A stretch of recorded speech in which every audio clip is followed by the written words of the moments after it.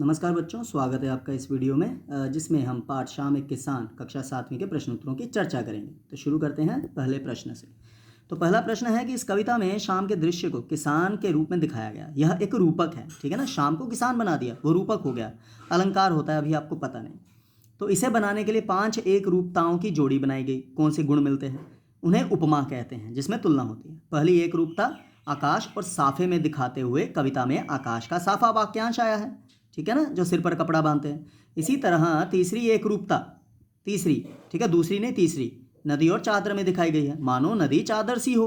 तो अब आप दूसरी, चौथी और पांचवी एक रूपताओं को खोजकर लिखिए। तो कहने का मतलब जिनमें तुलना की गई वो लिखनी है, ठीक है बच्चा।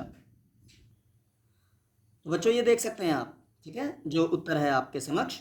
दूसरी एक रूपता किसमें है? सूरज और चिल्लम, सूरज की चिल्लम, ठीक।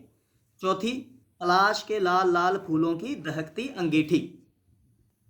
और पांचवी एक रूपता अंधकार, भेड़ों का समूह सा, मतलब जो अंधकार वो क्या लगा? भेड़ों का समूह जैसा, ठीक है प्यारे बच्चों। दूसरा प्रश्न है कि शाम का दृश्य अपने घर की छत या खिड़की से देखकर बताइए। ये बड़ा आसान सा है, फिर भी मैंने उत्तर लिखा है। शाम कब से शुरू हुई, तब से लेकर सूरज डूबने में कितना समय लगा, इस बीच आसमान में क्या क्या परिवर्तन आए। ये बड़ी आम सी चीज़ें जो रोज़ाना देखते, देखना छत पर चढ़कर बड़ा आनंद आएगा। तो बच्चों यह उत्तर है, ठीक है। अपने घर की छत या खिड़की से शाम का दृश्य देखने पर ज्ञात होता है कि, वो तो हम लिखेंगे। पहले, गर्मी के दिनों में या आमतौर पर शाम है वो जहाँ मैं रह रहा हूँ वहाँ 5:30 से 5:45 के मध्य आरंभ हुई, ठीक।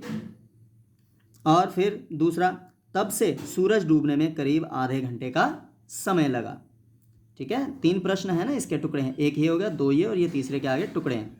तो क्या परिवर्तन आए? धूप का प्रभाव कम होने से आसमान का पीलापन कम हुआ, उसकी जगह लालिमा बढ़ने लगी, ठीक है, लाल रंग आना शुरू हो जाता है।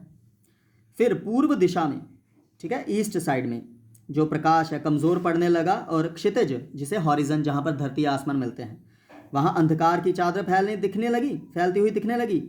फिर पक्षी कलरव करते हुए, गाने गाते हुए, अपनी आवाज़ पैदा करते हुए, शाम होने की सूचना देते हुए घोंसले की ओर लौटने लगे। फिर सूर्यदेव डूबते डूबते पश्चिम में चमकीला शुक्र तारा नजर आने लगा। जैसे सूर्यदेव अस्त हुए वैसे शुक्र तारा नजर आने लगा।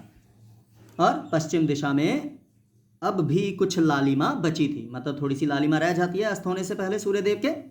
तो यह उत्तर है मेरी तरफ से, आप इसको खुद भी लिख सकते हैं। तो बच्चों तीसरा प्रश्न, मोर के बोलने पर कवि जी को लगा जैसे किसी ने कहा हो, सुनते हो। नीचे दिए गए पक्षियों की बोली सुनकर उन्हें भी 1 या 2 शब्दों में बांधिए। कि मतलब कबूतर, कौवा, मैना, तोता, चील, हंस क्या कहते हुए लगते हैं। तो बच्चों यह रहा तीसरा मतलब प्रश्न का उत्तर। अब जो मुझे लगा, कबूतर आमतौर पर खत लाते हैं ना, तो खत लाया हूँ ऐसा लगता है वो कहता है। तोता क्या कहता है? कोई आया है या मिर्ची खानी है। कौवा क्या कहते हैं? आमतौर पर कौवे काऊ काऊ करते माना जाता है कोई गेस्ट आएगा, तो पाहुन आएंगे। चील क्या कहती है? ऊपर देखो, काफ़ी ऊपर उठती है ना। मैना गाने गाती अच्छे से, गाना सुन लो। और हंस क्या कहता है? मोती चुन लो। मुझे ऐसा प्रतीत होता है क्योंकि हंस मोती से जुड़े हुए हैं। तो यह प्रश्न उत्तर थे। धन्यवाद। कोई शंका हो तो बताइए ज़रूर।